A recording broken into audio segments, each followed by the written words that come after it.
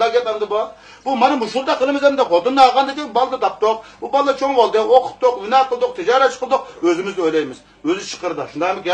Akiston, Tog'iston, yana bizning o'zining ishi va o'zining balasi va uningmi? Ya unday emasmi ya? Shunda. Shu ma'lum bir olim nimda dedi desa, har ayollar bir olimdan ikki chaqiga o'xshatdi, dehqon zag'irtildi. Ikki chaq mustahkam bo'lsa, bilan bo'lsa, maqsadga nishon yetarli deb shunday dedi. Demak, haqasimizmi? Endi vasimiz hozir bizning chaq bo'lgan bo'lsak, atogin chatimiz 2 kg chaq bo'ladi. Bir chaq mustahkam bo'lib, ya'ni bir chaqdan cho'mda kashal chiqib qolsa, chataqdan cho'ng chiqib avada biz manganmaymiz, yana jelandan chaplaymiz, yemlaymiz deb o'tirsak-mi, adablash maydoni. Tushundingmi ya? Ha. Shunga mustahkam qilib, shu bijirib bo'lgan vaqtda ishkilichaq manzilga, nishonga yetkilaveradi. Yani bir maksadi nimasi? To'y qilishning, o'ylanishning.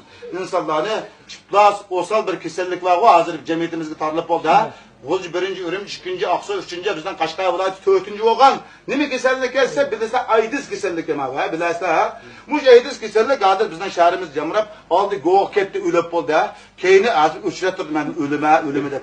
Nimadan chiqdi desa, zarli chiqimlikdan chekdi, o'qil qilib uyda qalaymagan jinsiy munosabat o'tkazdi. Biz buni demodoq aqasinglarga.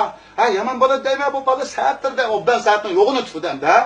Bu jinsiy munosabatning gapini, jinsiy ta'lim tarbiyani, akillari, dadillari o'g'avalliga 15-16 yashaganda deb turamiz. Qizmonlarga apillari 14-15 yashaganda deb turdi. Uni so'ndirib turamiz, bolam egizbaz, chiqinma, egizbazlik, baba deb aqasini deymiz. Qizmonlarga ipitini saqla, egizbazlik, manda deb tursak, bu saqlanda shunday Xudoga shunday qo'ysam, Xudoga bu bilan ish masala bo'lmaydi.